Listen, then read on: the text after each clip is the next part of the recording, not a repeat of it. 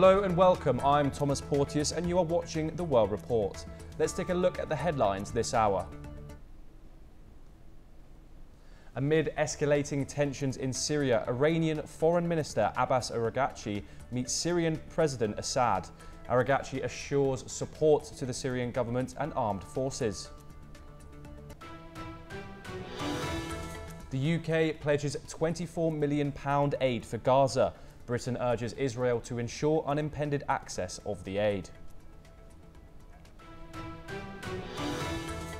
For the first time, Zelensky shifts goals, says Russia-Ukraine war could soon end if NATO guarantees security for Ukraine.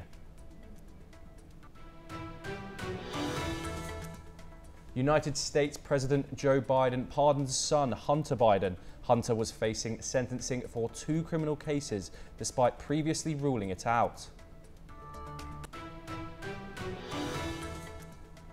Philippine President Marcos says the presence of Russian submarine in the EEZ in the South China Sea was very worrisome. A Russian Kilo-class submarine was sighted on November the 28th. As protesters in Georgia take to the streets for the 4th night, Prime Minister Irakli rejects appeals to hold a new parliamentary election. Senegal seeks answers 80 years after a French colonial massacre of soldiers, demands France to take responsibility.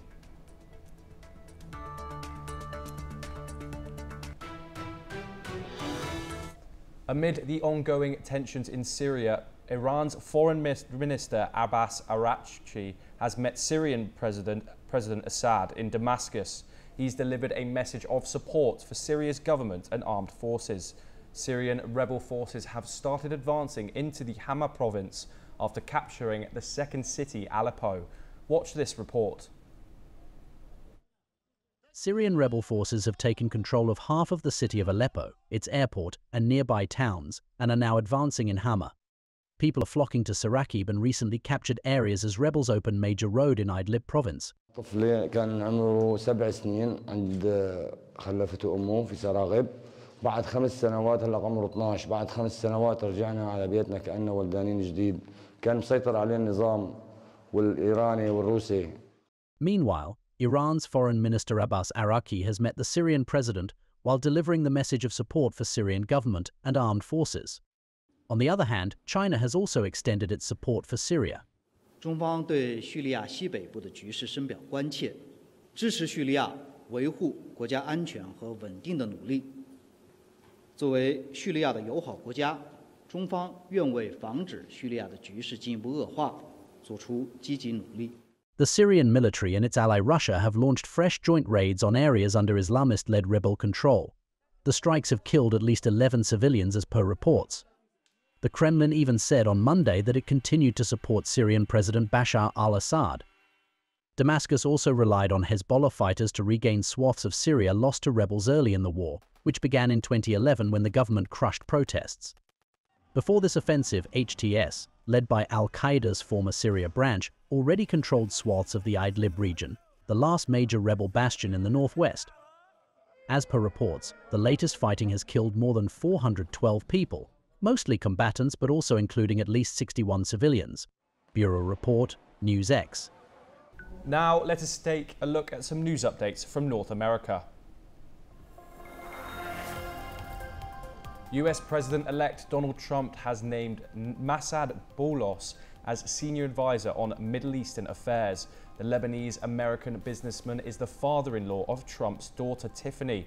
Boulos has campaigned for Trump to drum up Lebanese and Arab-American support.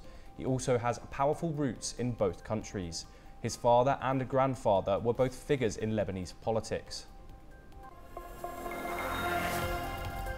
The United States condemned an attack on Kosovo water infrastructure. The State Department's spokesperson, Matthew Miller, said the US would support efforts to find and punish those responsible.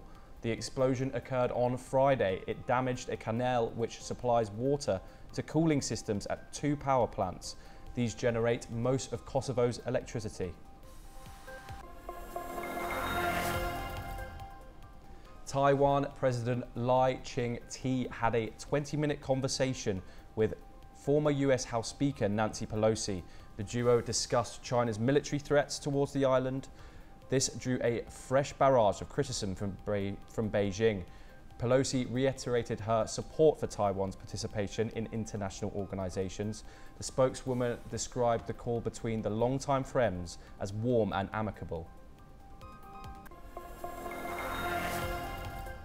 The US Supreme Court is set to hear the FDA defense. It is about the agency's refusal to let two e-cigarette companies sell flavored vape products. This is because their regulators were found to pose a significant health risk to youths.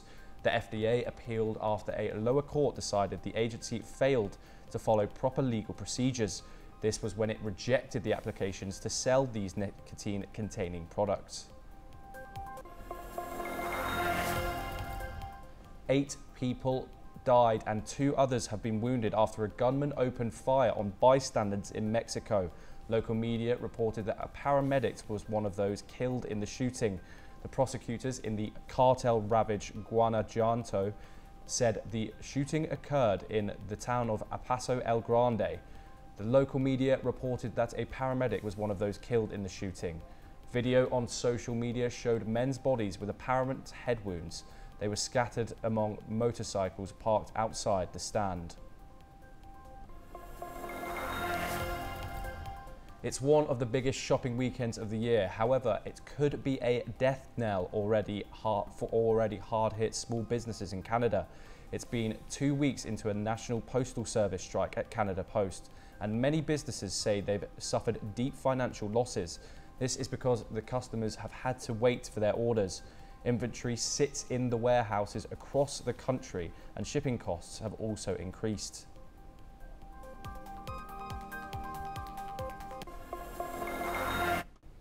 Britain has pledged an additional £19 million in humanitarian aid for Gaza, as announced by International Development Minister Alanis Dodds on Monday.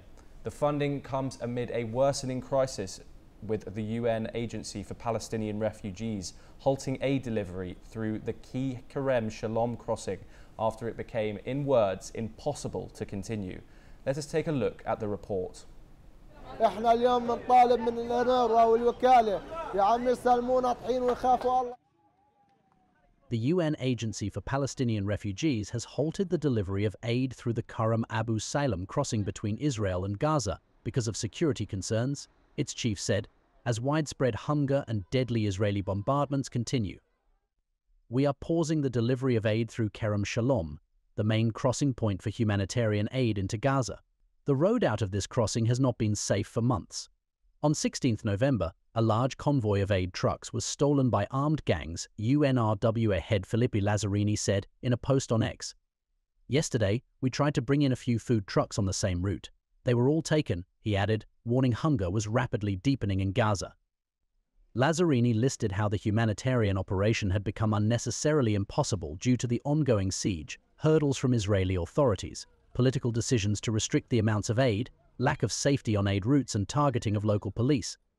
He called on Israel to ensure aid flowed to Gaza and said the country must refrain from attacks on humanitarian workers. مشيت حوالي 7-8 كيلو عشان أقدر أوفر لو كيس طحين لو أي ربطة خبز. لأنه عندنا في غزة هلا مجاعة يعني كيف بدك توصلها؟ مجاعة مش طبيعية. إحنا هان في غزة ميتين من الجوع والحرامية كترانين والنصابين كترانين والظلم كتران والحقد والسرقة والنهيب والكذب كله هذا عندنا موجود في غزة هنا. لأنه ليش؟ لا في حكومة مدورة ولا رقيب ولا حسيب. بيسرق المساعدات ولا رقيب ولا حسيب ولا واحد بيقول لهم من انتم. بيجي بيقول لك انه فيش مساعدات بتيجي، لا في بتيجي مساعدات على غزه كلهم بيسرقوها، التجار بيسرقوها ولا المافيات بيسرقوها، والطعين المقاطير بيسرقوها، كله بيسرق، كله بنهب، كله بيذبح بهذا الشعب. بتروح على السوق ب 100 شيكل بتشتري لك كيلو بندوره وكيلو خيار بال 100 شيكل. Meanwhile, Britain has announced an additional $24 million in humanitarian support for Gaza. International Development Minister Annalise Dodds revealed the funding on Monday.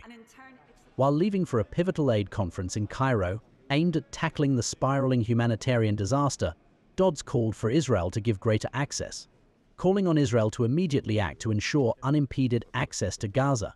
Dodds said Gazans are in desperate need of food, and shelter with the onset of winter. She emphasized the importance of collective action at the Cairo summit, describing it as an opportunity to get leading voices in one room and put forward real-world solutions to the humanitarian crisis. In other news, Israeli forces continued to bombard Gaza, attacking Jabalia in the north and Abbas and al-Kabira in the south, as rival Palestinian groups Fatah and Hamas met in Cairo to discuss a proposal to reopen the Rafah border crossing. Bureau Report, NewsX. Now let us take a look at some news updates from South America. Ecuadorian police reported on Sunday that officers found 10 dead bodies in a property in Guabo. It is a community in El Oro province in the Andean country's south. Violence has exploded throughout Ecuador in recent years. Authorities attribute it to gangs and drug traffickers vying for control of the territory. More than 600 Brazilians, including 109 children, have been secretly removed from the UK. Latin American rights organisations have raised concerns. They question how the Home Office was able to get such large numbers of a single nationality out of the country completely under the radar. They said that they are deeply concerned by the sharp increase in voluntary returns of Brazilians in the last year. Argentines living with HIV and AIDS and medics say spending cuts under President Javier Milei are hurting treatment of the illness. It could lead to more cases for prevention and fewer tests to catch the virus early. The right-wing leader is pushing a major austerity drive to cut back the size of the state. He wants to overturn a deep fiscal deficit he inherited. Brazil was the leading supplier of soybeans to the European Union in the first 4 months of the current crop year. According to EU Commission data, the EU imported 2.3 million tonnes of soybeans from Brazil in the early July and November 2024 period. Imports from Canada also declined while Ukraine increased soybean shipments to the EU market. Peru's consumer price inflation rate rose by 0.09% in November, according to data published by National Statistics Agency INEI. By comparison, consumer prices fell by 0.09% in October. The annual inflation rate in Peru accelerated to 2.27% in November 2024 from 2.0% the prior month.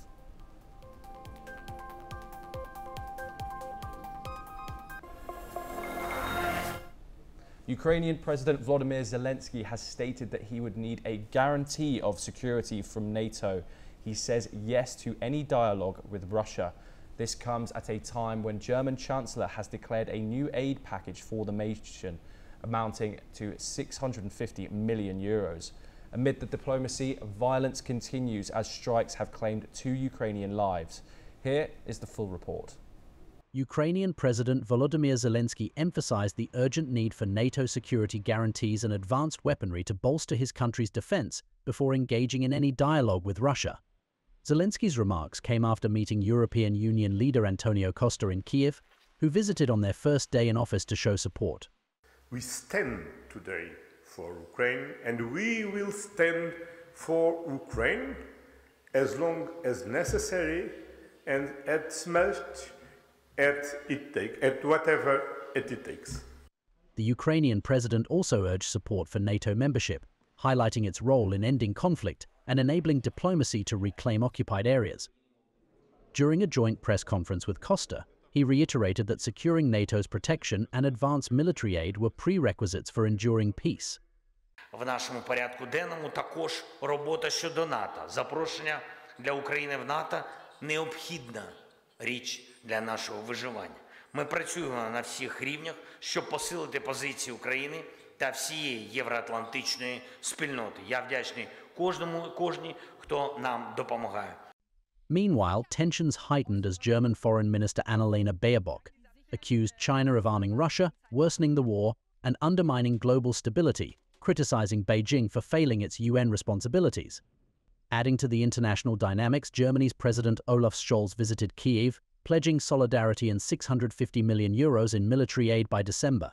Amidst the diplomacy, violence continues. A Russian drone strike on Ternopil killed 2, injured others, and set an apartment ablaze. Ukraine also reported 110 Russian drone attacks overnight. Bureau Report NewsX. Now, let's have a look at some news stories from Europe. Serbia has rejected any responsibility for a powerful explosion. The explosion has temporarily cut water and power supplies to large swathes of neighborhoods in Kosovo. Serbia's president has claimed that such accusations have been a part of a hybrid warfare against his country.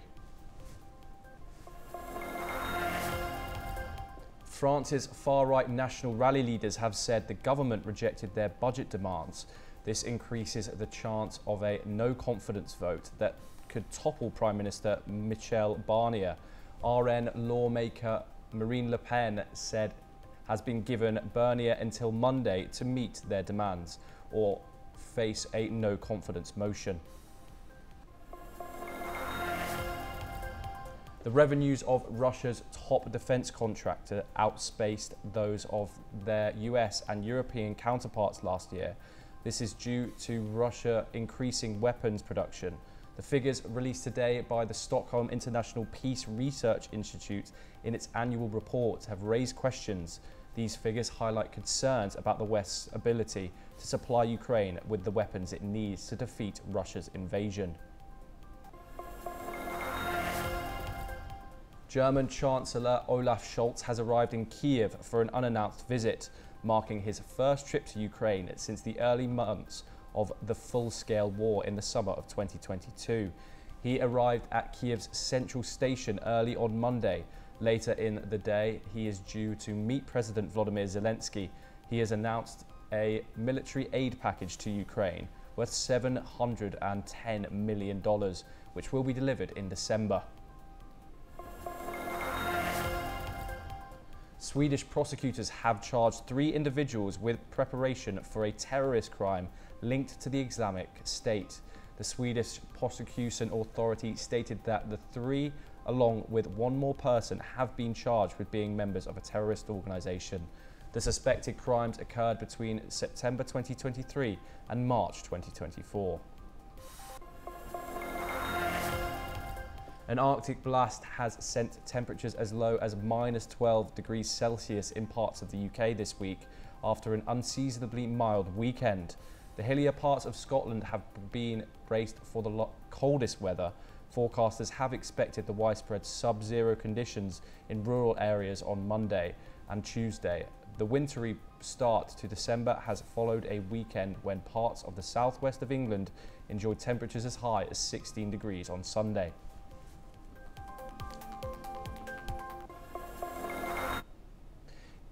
In a surprising move, President Joe Biden has pardoned his son Hunter over charges of lying about drug use and tax evasion, defending it as political targeting. The move has sparked debate over judicial independence. Here is a report. President Joe Biden has issued a pardon for his son, Hunter Biden, who has faced sentencing for 2 criminal cases. Despite previously pledging not to intervene in his son's legal matters, President Biden has justified the pardon, stating that Hunter has been unfairly prosecuted due to his relationship with the president. He has also claimed that political opponents instigated the charges to attack him. This decision has come at a time when there is growing concern over the independence of the US judicial system, especially as Donald Trump has been preparing to return to office with loyalists in key positions. Hunter Biden had pleaded guilty to tax evasion and faced a gun charge, with his case becoming highly politicized, particularly by Republicans who have accused him of receiving preferential treatment. The pardon has drawn comparisons to previous presidential pardons for family members, with Trump criticizing the timing and linking it to the January 6 Capitol riot. Following the pardon, Hunter Biden has expressed his commitment to helping those suffering from addiction. Bureau Report, NewsX. Let us now have a look at some updates from the Indo-Pacific region. Negotiators from nearly 200 nations failed to reach a global agreement on plastic pollution. They missed a self-imposed deadline on Sunday. Talks have been ongoing for about a week in South Korea. Delegates could not finalize a treaty to stop millions of tons of plastic waste each year. Despite this, they have stated that the negotiations will continue. China expressed support for Syria on Monday. It backed Syria's efforts to maintain security and sensibility. This followed a rebel offensive that led to the loss of Aleppo. China's Foreign Ministry spokesman Lin Juan said China will work to prevent the situation from worsening. Aleppo fell to an Islamist-led rebel alliance last week. It is the first time the city has lost since the conflict began over a decade ago, according to the Syrian Observatory for Human Rights. A ceasefire has been reached between two warring tribes in Pakistan's Khyber region. The clashes have killed 130 people so far. Deputy Commissioner of Karam Mashud confirmed peace has been restored in the Karam district. The violence began on November the 22nd after an attack on a passenger van convoy near the Paranachar region. The Indian Navy is monitoring Chinese vessels in the Indian Ocean. These include warships, research vessels and satellite tracking ships. Navy Chief Admiral Dinesh Tripathi says ships can operate in international waters, but Indian Navy stays alert. He mentioned China supports for Pakistan's plan to build a 50-ship Navy admiral. Tripathi said Pakistan chose weapons over the welfare of its people. Cyclone Fengal is causing severe damage in South India and Sri Lanka. The Meteorological Department issued a red alert for heavy rainfall in all 4 districts of the Indian state of Kerala. The states of Puducherry and Tamil Nadu are also affected by heavy rainfall. Since Saturday, 19 people have died in Sri Lanka and India. This includes 15 deaths in Sri Lanka and 3 in Tamil Nadu. More than 100 people were arrested in northeastern Afghanistan for growing poppy. The arrests took place in Badakhshan, an area that has resisted the Taliban's ban. In 2022, the Taliban banned poppy production across Afghanistan. At the time, Afghanistan was the world's top producer. Police say the suspects were caught during an operation. They are now in court for legal proceedings.